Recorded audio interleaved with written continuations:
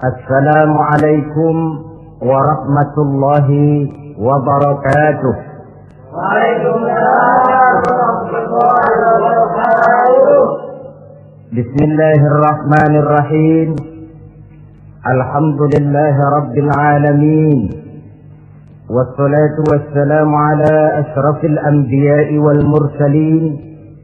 Sayyidina wa maulana وحبيبنا وشفيعنا محمد وعلى آله وأصحابه المجاهدين الطاهرين أما بعد. Saudara-saudara kaum muslimin rahimakumullah. Pada pertemuan kali ini kita akan membicarakan riwayat Nabi Allah Ibrahim alaihi salam. Beliau termasuk salah satu dari 5 orang rasul yang merupakan kelompok yang dikenal dengan ulul azmi, yaitu para rasul yang dinilai mempunyai kelebihan di dalam keutamaan, ketabahan, keuletan, dan sikap istiqomah di dalam berjuang. Jumlahnya ada 5, yaitu Nabi Nuh, Nabi Ibrahim, Nabi Musa, Nabi Isa, dan Nabi Muhammad alaihi wassalatu wassalam. Sebagaimana yang kita maklum bahwa Nabi Allah Ibrahim alaihi salam lahir pada masa pemerintahan Raja Namrud laknatullah alaih. Namrud adalah figur yang lebih merupakan kekuatan daripada keadilan, lebih merupakan kezaliman daripada kebijaksanaan. Ia seorang raja yang memerintah secara sewenang-wenang, lalu dengan segala macam cara berusaha mempertahankan kekuasaannya. Itu sebabnya di hari-hari menjelang kelahiran Nabi Allah Ibrahim alaihi salam, entah oleh karena rasa takut dan khawatir akan munculnya orang-orang yang dapat menumbangkan kekuasaannya, entah karena bisikan ahli nujum atau dukun-dukun yang memang banyak mengelilingi istananya, ia memutuskan untuk membunuh seluruh bayi yang dilahirkan dalam bentuk laki-laki. Ini dilatar belakangi oleh kekhawatiran akan muncul seseorang yang dapat menghancurkan kekuasaannya, sebagaimana Fir'aun laknatullah alaih. Itulah sebabnya di zaman sebelum Nabi Ibrahim dilahirkan, Raja Namrud membuat peraturan. Apabila seorang ibu melahirkan bayi laki-laki, bunuh bayi itu.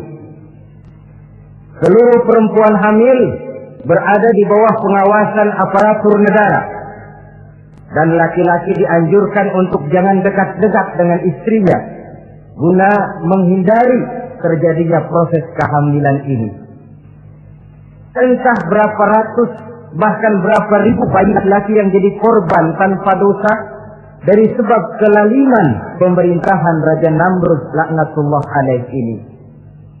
Kita teringat kepada satu hadis di mana Rasulullah sallallahu alaihi wasallam pernah bersabda, Ya'ti 'alan nasi zamanun ru'asa'uhum kal asad wa wuzara'uhum kal dhi'ab wa qudatuhum kal kilab wa katsirun nasi yawma idzin kal aghnam. Pada satu saat, kata Nabi, akan datang di tengah masyarakat manusia di mana pada masa itu muncul pemimpin-pemimpin yang bertingkah laku seperti singa. Ru'asa'uhum kal asad. Pemimpin-pemimpin mereka bertingkah laku seperti singa. Saudara kenal singa? Saudara boleh periksa.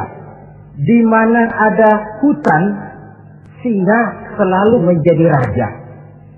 Padahal hutan belum pernah bikin pemilihan umum. Tapi yang namanya singa tidak pernah peduli. Ada pemilihan atau tidak, raja hutan tetap singa. Kenapa?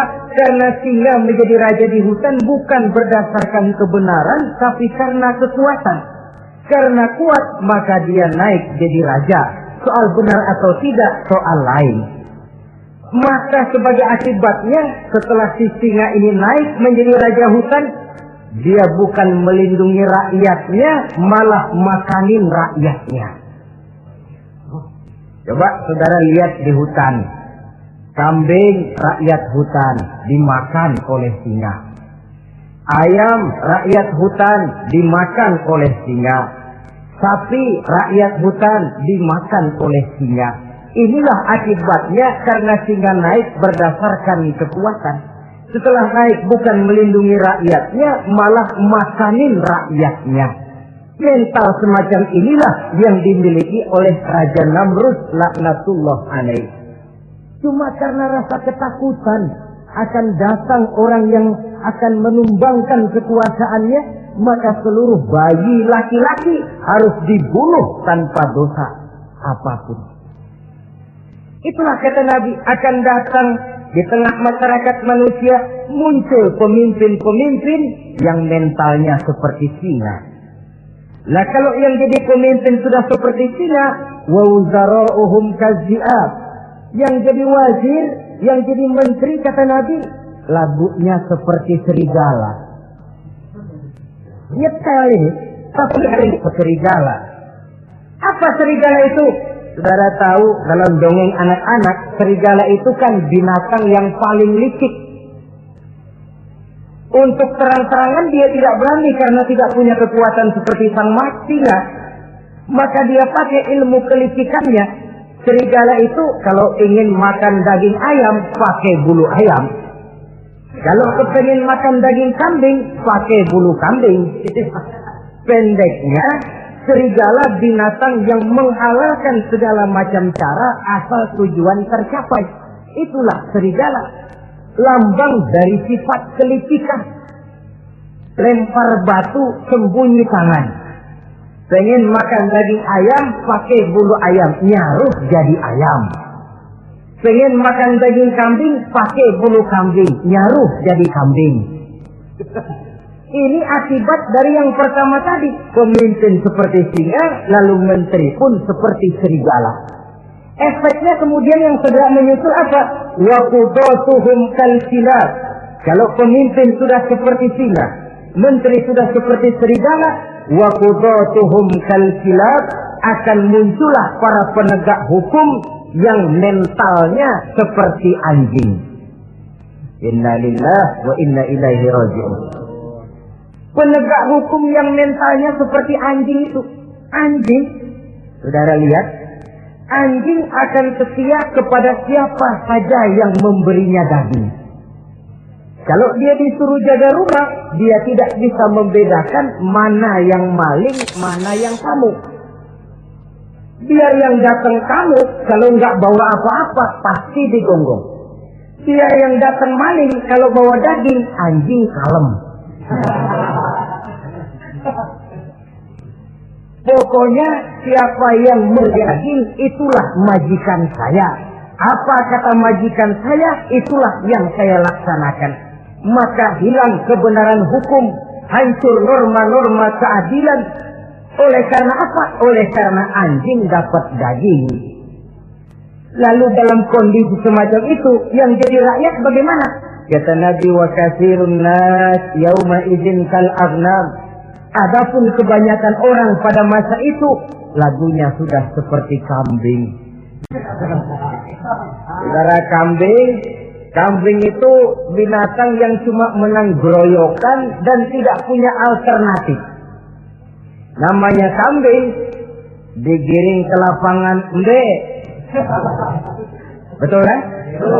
Digiring ke kuali embe. Dikasih makan rumput embe.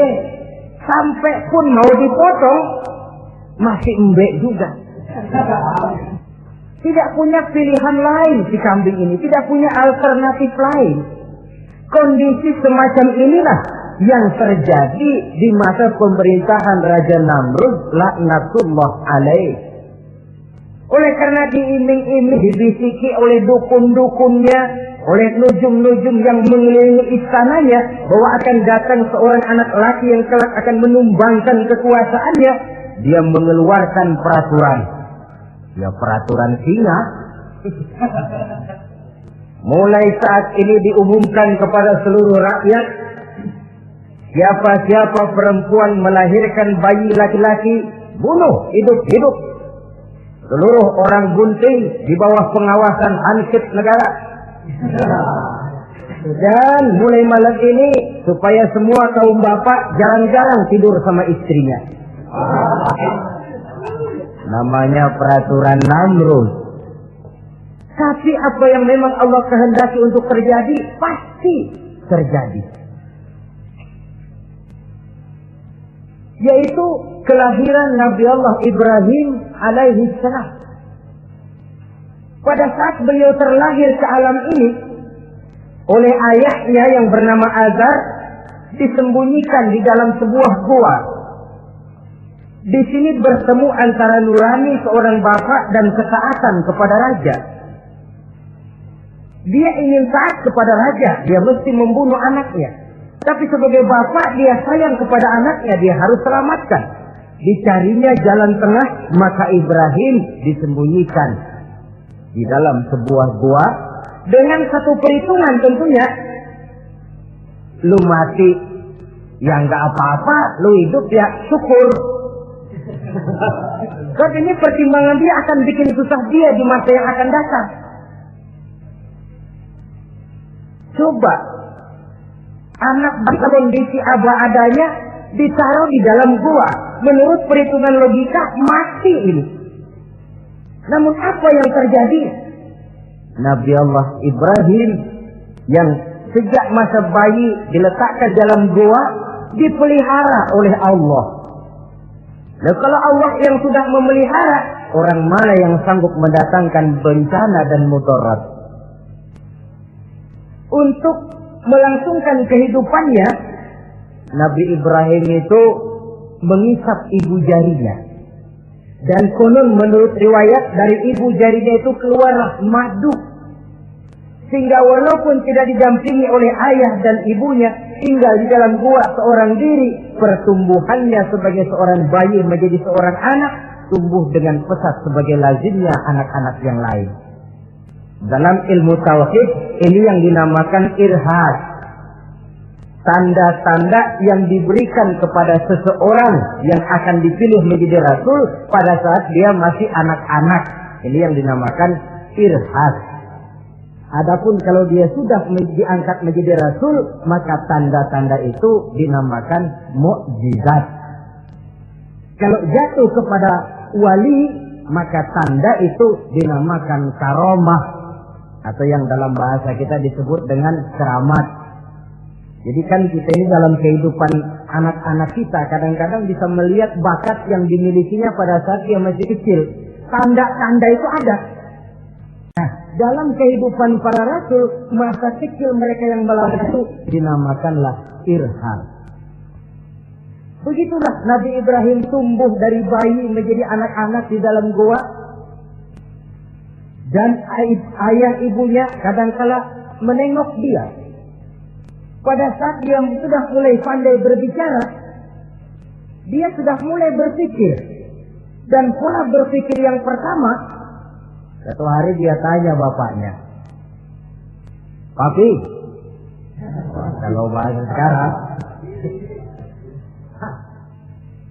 "ini yang bikin alam ini sebenarnya siapa? Yang bikin saya siapa? Yang menyebabkan saya ada siapa?" "Ya kami, ibu bapakmu," kata ayahnya. "Oh begitu." "Lalu yang bikin ibu bapak siapa?" "Ya nenekmu. Gara-gara dia saya ada, gara-gara saya kamu ada." "Lalu yang bikin kakek dan nenek siapa?" "Ya buyutmu." "Lalu yang bikin buyut siapa?" "Ya bapaknya buyut." "Yang bikin bapaknya buyut?" "Ya kakeknya buyut." Kalau gitu nggak pernah selesai dong. Tentu akan ada pencipta pertama. Siapa pencipta pertama itu? Bapaknya buntu. "Lu jangan usil dah." Teman-teman lu juga nggak pernah nanyain urusan kayak begini. Saya nggak puas, Pak. Begini sekarang, saya mau tanya. Ini kaum kita nyembah apa? Nyembah berhala. Ya yang bikin berhala itu siapa? Saya, bapakmu, Azhar. Kaum kita menyembah berhala, bapak. Kenapa nggak nyembah bapak aja kok tanggung-tanggung? Jawaban ayahnya tidak membuat ia jadi puas. Terus merenung siapa gerangan pencipta pertama, siapa gerangan yang patut disembah dengan sebenarnya, siapa gerangan pencipta alam semesta ini. Bila malam datang, dia melihat bintang gemintang bertabur menghias cakrawala, dia berkata, ini yang patut dianggap Tuhan, tinggi, terang, benderang. Tapi manakala besok pagi bintang tenggelam, dia pun bilang, la uhibbul afilin. Saya tidak suka kepada yang tenggelam. Masa Tuhan tenggelam? Ketika malam datang, bulan pun terbit. Nah, ini barangkali yang Tuhan. Ini lebih besar dari yang semalam. Tapi bila bulan pun terbenam, lagi-lagi dia bilang Tuhan tidak mungkin terbenam. Lalu bila matahari terbit, nah ini enggak salah lagi. Ini lebih gede dari yang dua-dua kemarin. Ini pasti Tuhan. Dan manakala matahari terbenam, dia pun berkata, Tuhan tidak akan pernah terbenam. Perjalanan yang mencari Tuhan ini bisa saudara baca dalam surah Al-An'am ayat 76 sampai dengan ayat 79. Sampai Allah memberikan petunjuk kepadanya, mengangkatnya menjadi seorang rasul dan menyampaikan misi dakwahnya. Saudara-saudara kaum muslimin rahimakumullah. Dakwah yang pertama dilaksanakan tentu kepada bapaknya, kemudian kepada kaumnya. Secara psikologis ini kan makan nasi. Coba, kalau kita harus nasihatin orang lain yang tidak ada hubungannya dengan keluarga, barangkali biasa saja. Tapi nasihatin bapak sendiri, ini kan makan nasi. Mau didiamkan saja batil dan sesat, mau diceramahin bapak sendiri. Tapi bapak tinggal bapak, kewajiban melaksanakan dakwah jalan terus. Ini berarti bahwa tugas amar ma'ruf dan nahi munkar memang tidak mengenal posisi. Begitulah saudara-saudara, sampai kepada satu hari Nabi Ibrahim melaksanakan dialog dengan kaumnya. Saudara-saudara, hadhihi tamathil allati antum laha akifun. Surah Al-Anbiya ayat 51. Saudara-saudara, berhala-berhala ini yang bapak saya yang buat, inikah yang selama ini tuan-tuan sembah? Kaumnya menjawab, qalu wajadna aba'ana laha abidin. Iya, sebab nenek moyang kami, nenek moyang kita juga dulu nyembah itu. Bagaimana nenek moyang kita, begitulah kita. Jawab Nabi Ibrahim, laqad kuntum wa aba'ukum fi dhalalin mubin. Sebenarnya kamu dan nenek moyangmu sama, borongan satu gerbong sesat. Kok kamu ikutin nenek moyang kamu? Mereka enggak berpikir, kamu enggak ikut berpikir. Mereka sesat, kamu ikut sesat. Kamu sudah hidup di satu zaman yang maju sekarang ini. Kenapa mau kembali ke zaman nenek moyang dulu? Menyembah berhala yang nyata-nyata tidak sanggup mendengar, tidak sanggup melihat, tidak sanggup memberikan manfaat mudarat.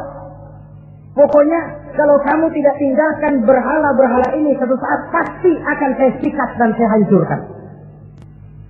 Jadi saudara-saudara, prinsip dakwah itu memang tentu harus bil hikmah wal mau'izatil hasanah, dengan bijaksana dan dengan nasihat-nasihat yang baik. Tapi kalau sudah mencegah suatu kemungkaran, kata Nabi, man ra'a minkum munkaran falyughayyirhu biyadihi. Siapa di antara kamu yang melihat suatu kemungkaran, hendaklah dia berusaha merubah dengan kekuatan tangannya. Kalau dengan tangannya dia tidak sanggup, fabilisani, hendaklah dengan lidahnya. Kalau itu pun dia tidak mampu, fabiqalbi, hendaklah dalam hatinya. Dan mencegah suatu kemungkaran dengan hati, itulah nilai iman yang terendah adanya. Nabi Ibrahim melihat bahwa watak menyembah berhala ini sudah berurat dan berakar. Kenapa? Mereka malah mengembalikan itu kepada kebiasaan dan tradisi nenek moyang. Sama juga di zaman kita sekarang ini. Sudah kita menegakkan tauhid, membina sebersih-bersih iman, menegakkan semulus-mulus tauhid. Ada juga kelompok orang yang mau mengembalikan kita ke zaman nenek moyang, ke zaman animis, menghidupi tradisi nenek moyang dalam hal ibadah, dalam hal ubudiyah. Tentu merupakan langkah kemunduran adanya. Dan ini bukan barang baru. Umat Nabi Ibrahim sudah memberikan contoh. Kenapa kami menyembah berhala? Sebab nenek moyang kami menyembah berhala. Nabi Ibrahim jawab gampang aja. Iya lo borongan, sekerbong, lempeng semua sesat. Kaum muslimin rahimakumullah. Dan bukan cuma kata, dibuktikan oleh Nabi Allah Ibrahim. Begitu Raja Namrud menurut satu riwayat bersama para tentaranya pergi berburu, Nabi Ibrahim ngintip-ngintip. Begitu Namrud keluar, beliau masuk. Kalau istilah kita, ke tempat Namrud ibadah, ke masjidnya lah, di mana di situ tersimpan seluruh berhala yang mereka sembah, dari yang paling gede sampai yang paling kecil. Nabi Ibrahim masuk bawa kampak. Seluruh berhala-berhala yang ada di tempat itu habis dikampakin, hancur berantakan. Kecuali berhala yang paling gede, itu ditinggalin, nggak diapa-apain, dan tampaknya ditaruh di tangan berhala yang paling gede. Memang kebetulan tangannya lagi teracung begini, digantungkan tampak di situ. Nabi Ibrahim keluar. Adapun Namrud, ketika dia pulang dari perburuannya, mau melaksanakan ibadah, bukan main terkejutnya melihat Tuhannya berantakan.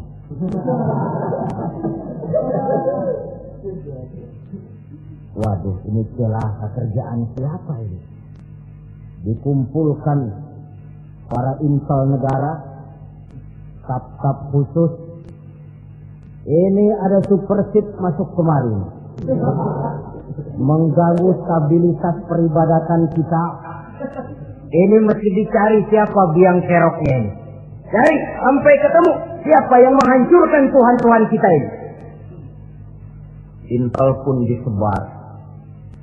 Ada yang ke kota, ada yang ke desa, ada yang pokoknya ke seluruh penjuru. Sampai ada yang desas-desuskan. Tuan Raja, gimana? Saya dengar selentingan berita. Berita apa? Pada waktu Tuan Raja pergi berburu, seorang anak muda bernama Ibrahim masuk ke tempat ibadah kita. Barangkali dia yang menghancurkan patung-patung kita. Kalau begitu cari, tangkap Ibrahim, tangkap. Panggil kepala intel. Dipanggil. Kamu cari orang namanya Ibrahim, tangkap. Kok ditangkap? Tangkap. Sebab menurut berita dia yang menghancurkan berhala-berhala kita. Ya tapi kan belum ada buktinya, Pak. Soal bukti gampang, belakangan. Yang penting tangkap aja dulu.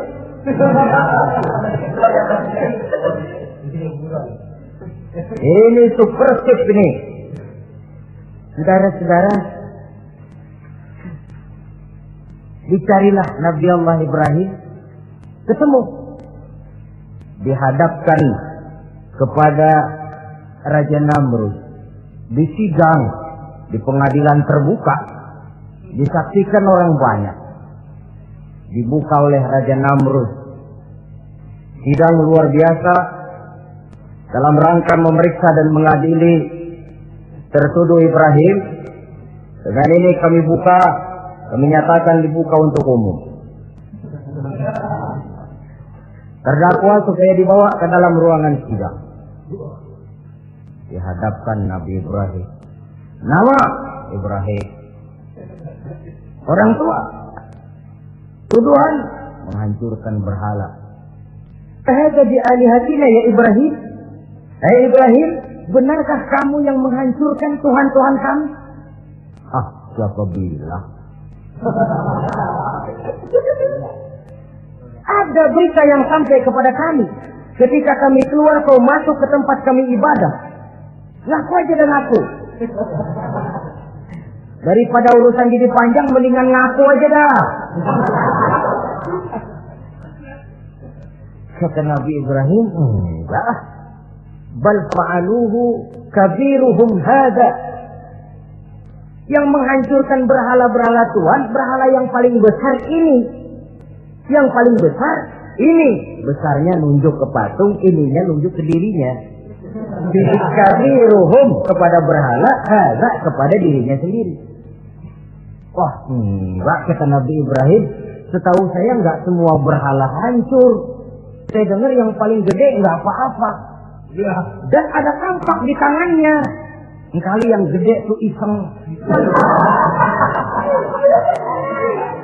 Jadi yang kecil-kecil ini dikampakin semua sama yang gede.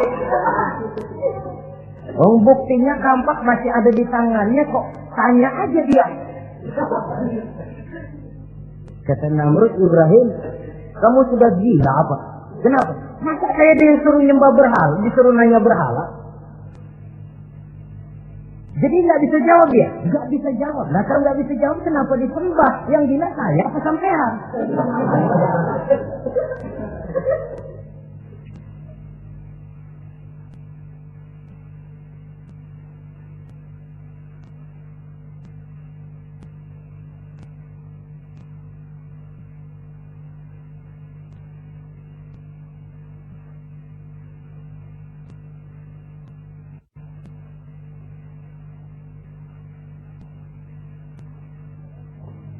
Merasa tidak sanggup menghadapi argumentasi yang diajukan oleh Nabi Allah Ibrahim, Namrud salaf.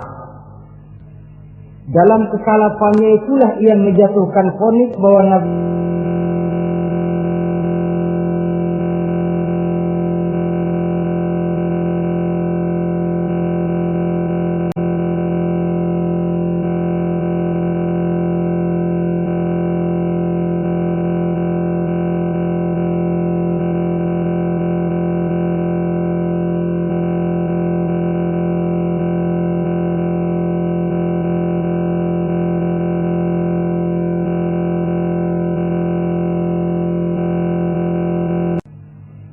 sehingga tentara Namrud bingung. Ini Ibrahim bagaimana ngebakarnya? Kalau kita anterin ke api, kitanya ikut angus. Dilemparin gak mungkin sampai. Lalu mereka menemukan akal. Dibuat semacam lentingan busur panah. Kalau istilah kita di kampung kayak selepetan begitu. Sehingga Nabi Ibrahim dilemparkan dan tepat jatuh di tengah kobaran api yang menggunung. Namrud tentu saja memandang dengan perasaan puas. Segenap konco-konco dan antek-anteknya melihat dengan hati yang lega. Dan semuanya merasa hancur sudah biang kerok yang selama ini menjadi racun dan duri dalam kehidupan kita. Tapi rupanya yang mereka mau lain dengan yang Allah mau. Ketika Nabi Allah Ibrahim hampir masuk ke tengah kobaran api yang menggunung itu, datanglah perintah Allah kepada api. Ya naru kuni bardan wa salaman ala Ibrahim.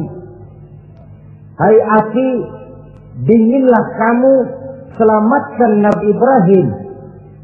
Api ini tunduk kepada perintah Allah. Ia pun dingin. Sehingga Nabi Ibrahim di tengah kobaran api yang menggunung, seujung rambut pun tidak terbakar, malah kedinginan di tengah kobaran api. Lalu api ini dari besar, makin lama makin kecil, makin lama makin kecil, akhirnya padam. Yang ada tinggal tumpukan arang dan debu. Kata Namrud, mampus loh Ibrahim. Rasain. Barangkali istilah kita nih, makan pencarian lo. Pakai bertingkah mencaci maki Tuhan kami, menghancurkan berhala-berhala. Sekarang rasakan hasil usahamu. Sorak-sorai pun kedengaran. Begitu lagi sorak-sorak dari tumpukan abu dan arang itu gerak-gerak. Kerusak. Kok ini ada arang bergerak-gerak? Rupanya dilihat-lihat, makin lama makin nyata, Nabi Ibrahim keluar dari tumpukan arang dalam keadaan utuh, tidak kurang satu apapun. Sebenarnya andai kata Namrud mau menggunakan akalnya, saat itu dia tentu menemukan satu hal yang luar biasa. Satu kebesaran yang kalau dia mau merenung akan sampai kepada kekuasaan yang serba maha. Tapi karena ketika itu hatinya sudah dipenuhi nafsu, ditutupi oleh kesombongan, dia buta terhadap kenyataan itu. Kaum muslimin rahimakumullah, akhirnya Nabi Allah Ibrahim ini diteror langsung oleh orang tuanya. Kata abahnya, "Aradibun anta an alihati ya Ibrahim? Ibrahim, kau benar-benar tidak senang kepada Tuhan-Tuhan kami, berhala-berhala ini? La illam tantahi la arjumannaka wahjurni maliya." Kalau engkau tidak berhenti, hai Ibrahim, tidak berhenti memperkenalkan Tuhan seru sekalian alam, tidak berhenti mencela dan mencaci bahkan menghancurkan berhala-berhala kami, la arjumannaka, akan kami rajam kamu. Iya, kalau raja yang ngancam begini, orang tua beliau sendiri ngancam begini. Itulah tantangan dakwah, saudara-saudara. Kita melaksanakan dakwah ini tempo-tempo berhadapan dengan penguasa yang mentalnya macam Namrud. Tempo-tempo berhadapan dengan orang kaya yang pelitnya macam Qarun. Tempo-tempo berhadapan dengan orang tua yang mentalnya macam Azar. Orang tua yang kaku, yang tidak mau terbuka terhadap kenyataan. Istilah di kampung kita, orang tua yang laceng. Tahu laceng? Udah salah kenceng. Sulit benar menerima pembaruan yang membawa umat kepada masalah-masalah yang memang nyata lebih baiknya. Itulah tantangan di dalam melaksanakan tugas dakwah, dan ini dihadapi oleh Nabi Allah Ibrahim. Ayahnya terakhir memberikan tekanan, kalau kau tetap melaksanakan misimu, tidak engkau mau berhenti dari tugas dakwah ini, awas Ibrahim, la arjumannaka, akan aku rajam, akan kami lontari kau dengan batu, wahjurni maliya, pergi kamu dari sini. Ya Allah, diputuskan hubungan. Kalau memang engkau berkeras dengan tugas dakwahmu, persilakan Ibrahim keluar, pergi saja dari sini. Diusir oleh orang tuanya sendiri. Inilah hidayah, saudara-saudara. Oleh sebab itu, tugas utama kita kaum muslimin sebenarnya bukan mengislamkan orang, tapi menyampaikan Islam. Tugas kita ialah menyampaikan Islam, bukan mengislamkan orang. Sebab orang mau Islam atau tidak, itu urusan hidayah dari Allah. Jangankan kita, Nabi Ibrahim tidak sanggup mentauhidkan ayahnya Azar. Nabi Nuh tidak bisa mengislamkan putranya Kan'an. Bahkan Nabi kita Muhammad sallallahu alaihi wasallam pun tidak bisa memberikan hidayah kepada Abu Jahal dan Abu Lahab. paman Nabi, orang tua Nabi, anak Nabi, istri Nabi sekalipun, hidayah tidak diberikan kepada mereka, mereka tidak terpanggil mengikuti kebenaran.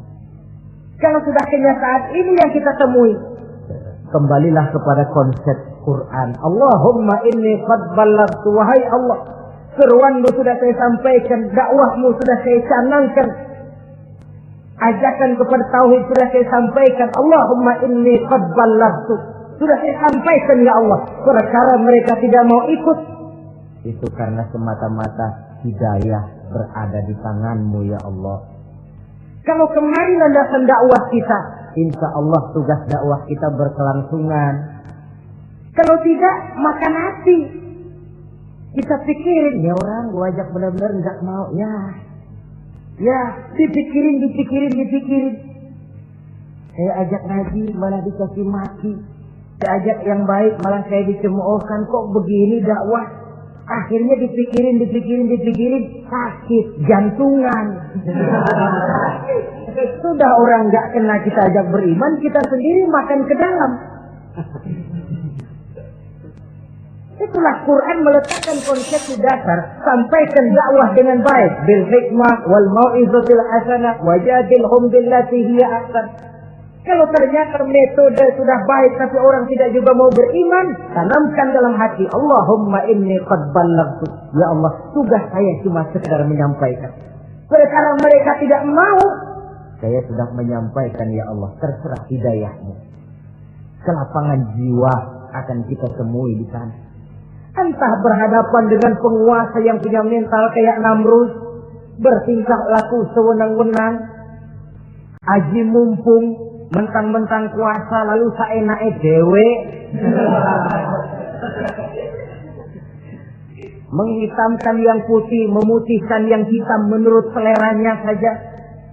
Entah berhadapan dengan orang kaya yang punya mental seperti Korun, makin kaya tapi makin bakhil, atau berhadapan dengan orang-orang tua yang punya tingkah laku seperti Azar. Diperlukan sikap lapang dada untuk menyampaikan risalah Islam ini. Terhadap reaksi keras dari abahnya ini apa? Kata Nabi Ibrahim, surah Maryam ayat 47 menjelaskan, Salamun alaika, sa'astaghfiru laka rabbi, innahu kana bi hafiyya, wa a'tazilukum wa ma ta'buduna min dunillah. Kalau memang begitu abah, Salamun alaika. Oke abah, selamat jalan. Marilah kita tempuh jalan kita masing-masing. Saya memang anak bapak, tapi tauhid adalah prinsip. Allah Tuhan saya. Ini prinsip. Kalau bapak tidak mau mengikuti seruan saya, padahal saya sayang kepada bapak, saya cinta kepada bapak, saya tidak ingin bapak bersekutu dengan setan, saya tidak ingin bapak menemani setan di dalam neraka, saya ingin menyelamatkan bapak. Tapi ini rupanya vonis bapak, hendak merajam saya, mengusir saya dari sini. Oke bapak, salamun alaika, selamat jalan. Sa'astaghfirullah, saya akan memohon ampun kepada Allah untuk bapak. Memohon ampun. Jadi walaupun dalam Islam kita berbeda akidah dengan orang tua, tetapi kewajiban untuk berbakti tidak menjadi putus karenanya. Dalam surah Luqman dijelaskan, apabila kedua orang tuamu memaksamu untuk menyekutukan Allah, jangan taati. Tetapi sungguh pun demikian, wa sahibhuma fid dunya ma'rufa. Tetaplah engkau pergauli keduanya di dunia ini secara baik. Toleransi yang besar ditunjukkan oleh Islam. Dan lebih besar lagi dilaksanakan oleh Nabi Allah Ibrahim. Sungguh pun bapak sudah mengusir saya, menolak mentah-mentah ajaran tauhid, tetap juga menyembah berhala, tetap juga bersekutu dengan setan. Saya akan memohonkan ampun kepada Allah untuk bapak. Wa tazilukum, saya akan menjauhkan diri dari apa yang bapak sembah, dari apa yang kaum kita sembah selain daripada Allah. Bapak menyembah berhala, kaum kita ini menyembah berhala, wa a'tazilukum. Saya akan menyingkir dari semua itu. Selamat jalan Abah. Istilah kita goodbye my dear. Ini jalan yang membedakan saya dengan Abah. Jalan tauhid dan jalan syirik. Di sini kita harus berpisah. Walaupun dengan berat hati kita berpisah. Jadi keluarga dan akidah punya garis yang jelas. Umumnya, ya walaupun baik tapi memang harus ditingkatkan. Umumnya kita ini kan mayoritas merasa sebagai muslim karena keturunan. Kenapa kamu Islam? Bapak saya Islam, nenek saya Islam, saya Islam. Baiklah, itu pun baik. Pada mulanya memang harus begitu. Tapi lambat laun kita tentu harus merasakan bahwa keberadaan kita dalam Islam tidak cukup cuma karena faktor keturunan. Dengan kata lain, kita harus memperbaiki kualitas keislaman kita. Inilah proyek utama kita sekarang, mengislamkan orang Islam. Saudara-saudara kaum muslimin rahimakumullah.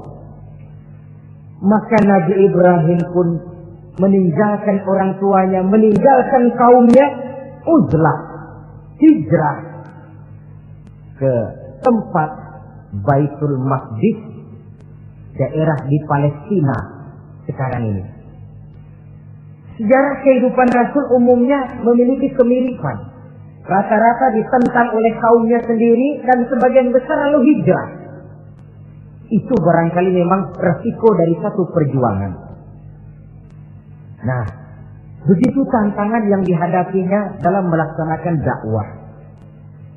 Lalu cobaan-cobaan yang diberikan Allah kepada Nabi Ibrahim pun luar biasa. Pantas kalau beliau itu masuk ulul azmi dan mendapat titel Khalilullah. Nabi Ibrahim titelnya Khalilullah. Orang yang mencintai dan dicintai Allah. Khalilullah. Ini terbukti dari cobaan-cobaan yang dihadapinya. Pertama, dari perkawinannya dengan Siti Hajar, dengan Siti Sarah maksud saya, beliau tidak dikaruniai seorang anak pun. Umur sudah lanjut. Padahal anak kita tahu pelanjut sejarah, penyambung cerita, si buah hati belahan jantung. Sampai pada satu hari Hajar musyawarah. Kalau bahasa kita, Bang, bagaimana Hajar? Lama juga kita sudah berumah tangga kan Pak? Lalu, dan kita sejauh ini belum dikaruniai seorang anakku. Ya sabarlah. Pada waktunya tentu akan ada juga. Tapi kapan lagi Bang? Usia kita sudah cukup lanjut. Maksud kamu bagaimana Hajar? Begini sajalah Bang. Bagaimana kalau abang kawin saja lagi? Ya Allah, punya istri macam begini, menyuruh lakinya kawin lagi. Tapi dasar Nabi Allah Ibrahim, nggak mau saya kan cinta sama Hajar. Iya, soal cinta saya tahu, dan saya tidak meragukan cinta abang kepada saya. Cuma masalahnya saya nggak bisa memberikan keturunan Bang. Bukan nggak bisa, belum. Sudahlah kawin saja lagi Bang. Nggak mau nggak mau. Istrinya nyuruh kawin, lakinya ogah-ogahan. Sekarang kan enggak, istrinya larang kawin, suaminya malah nyelintil.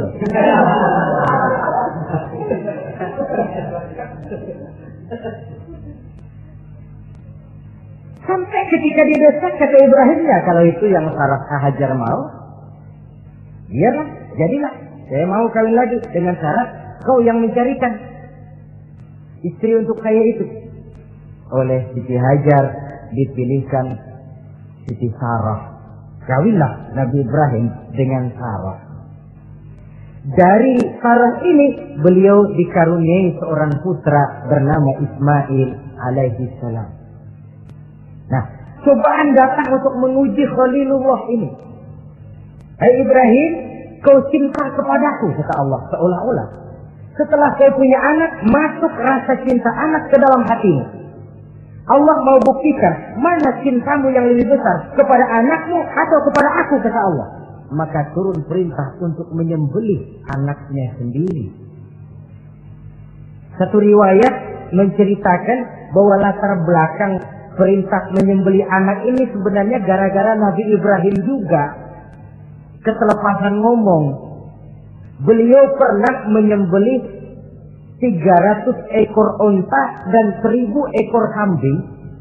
Dagingnya dibagikan kepada fakir miskin, dilaksanakan penyembelihan itu untuk mendekatkan diri kepada Allah. Dekat. Tidak cuma manusia, malaikat kagum, dipuji Nabi Ibrahim. Bukan main Ibrahim, kaya berani. Ya, kalau miskin berani nekat kali.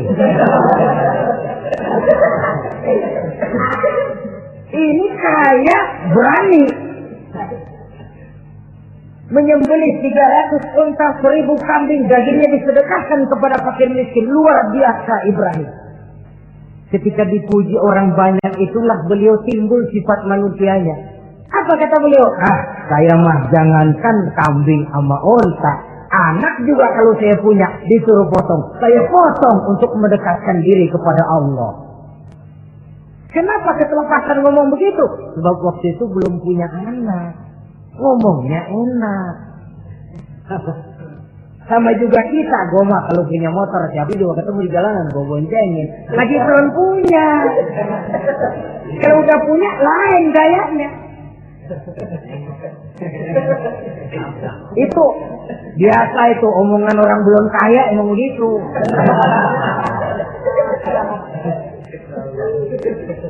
Saudara-saudara, sehingga omongan yang beliau sudah lupa bertahun-tahun bahkan puluhan tahun ini.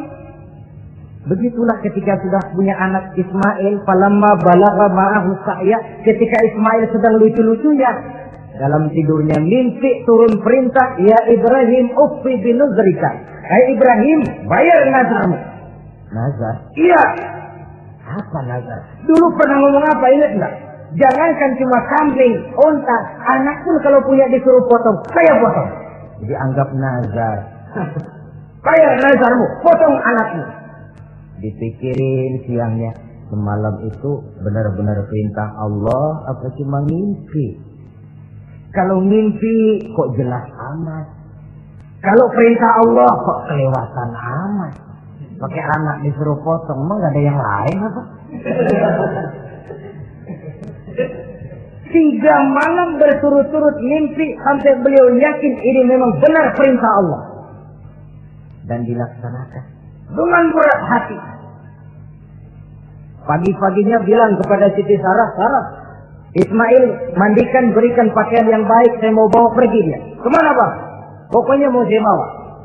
Berangkatlah anak beranak ini menuju salah satu bukit di daerah Mina. Ketika duanya sudah mau berangkat, iblis sibuk bukan main. Ini cobaan loh. Orang kalau mau ibadah, Pak, iblis paling gatal. Segala macam cara mereka lakukan agar orang jangan ibadah. Ini Ibrahim mau membuktikan cintanya kepada Allah. Ya Allah, lihatlah. Walaupun saya sudah punya anak, cinta saya kepadamu lebih besar, ya Allah. Walaupun perintah ini menyembelih anak sendiri, saya potong karena melaksanakan perintahnya. Iblis ribet. Mula-mula dia bisikin Nabi Ibrahim. Hei Ibrahim, kau lihat anakmu di belakang itu. Kecil, lucu-lucunya. Masa anak begitu mau dipotong? Tega sama Ibrahim. Ini perintah Allah. Gak ada urusan sama ente. Iya.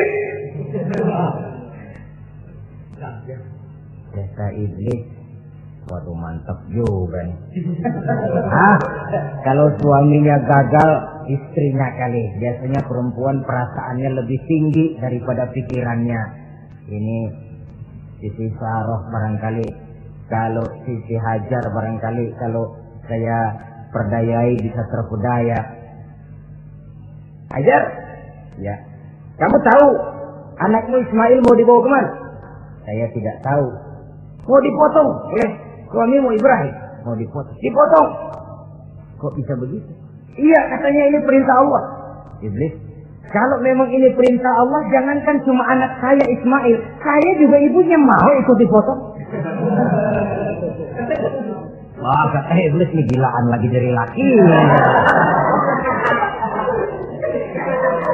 Saya kira karena perempuan bisa barangkali dilemahkan semangatnya, saya tidak. Ismail nih masih kecil kali ini, gampang dikelecehin. Ismail, kau mau dipotong oleh ayahmu? Dipotong. Kok bisa begitu? Katanya perintah Allah. Kalau memang ini perintah Allah, saya siap. Iblis mau ngomong lagi, Nabi Ibrahim Ismail ngambil batu disambitin iblis.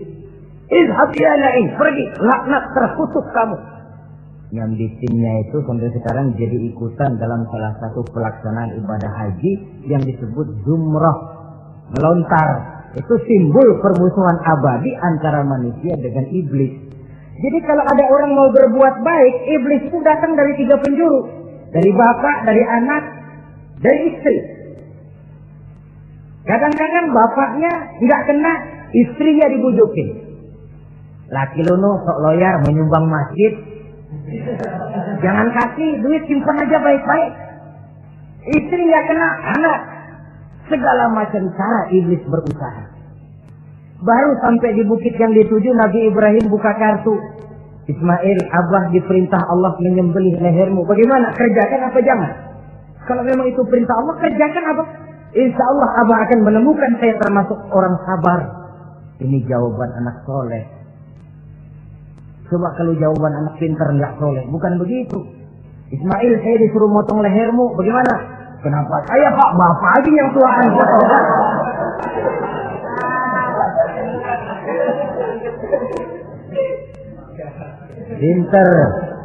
Pinter, tapi nggak soleh ya begitu itu, minteri jadinya.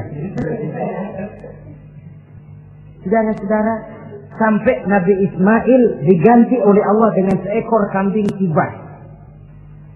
Cobaan terhadap kecintaannya kepada Allah. Kau cinta aku, itu benar. Tapi setelah kau punya anak, rasa cinta anak masuk ke dalam hatimu. Mana lebih besar, cintamu kepada anakmu atau cintamu kepada aku, kata Allah. Terbukti cintanya kepada Allah lebih besar daripada cintanya kepada anaknya. Bukankah nilai cinta itu baru terasa nyata kalau sudah lewat cobaan, lewat pembuktian? Sehingga dengan demikian kata orang, biasanya cinta itu menuntut pengorbanan. Berani bercinta, berani berkorban. Jangan takut berkorban, nggak usah cinta-cintaan.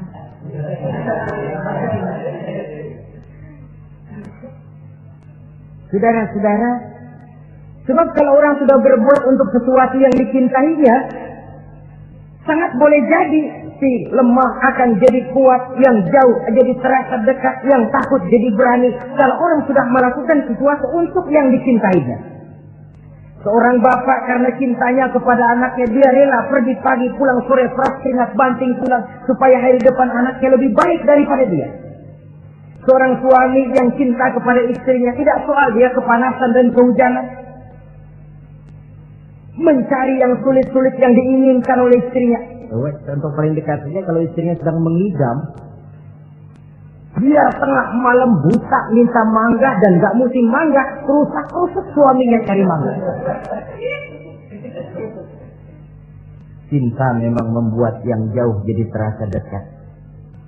Lalu cobaan lain ketika turun perintah melaksanakan khitan. Umur beliau menurut riwayat Abi Daud sudah umur 80 tahun. Di zaman belum ada pisau cukur, silet, gunting, kulit sudah alok. Tapi ini perintah Allah, laksanakan. Resiko belakangan. Nabi Ibrahim pandai memilah mana kepentingan pribadi, mana perintah Allah. Nah, perkara beliau nanti singgah ke Mekah, membangun Ka'bah sampai kepada hari tuanya, ini berkaitan dengan Nabi Allah Ismail, dan akan kita bicarakan pada pertemuan di mana kita nantinya akan membicarakan riwayat Nabi Ismail alaihi salam. Untuk riwayat Nabi Ibrahim, walaupun serba singkat, hingga ini sajalah dahulu, dan mudah-mudahan menjadi tamsil, ibarat dan contoh yang bisa kita jadikan pegangan di dalam kehidupan kita sehari-hari. Terima kasih banyak atas segala perhatian. Mohon maaf atas segala kekurangan. Usikum wa nafsi bitaqwallah. Wassalamualaikum warahmatullahi wabarakatuh. Waalaikumsalam.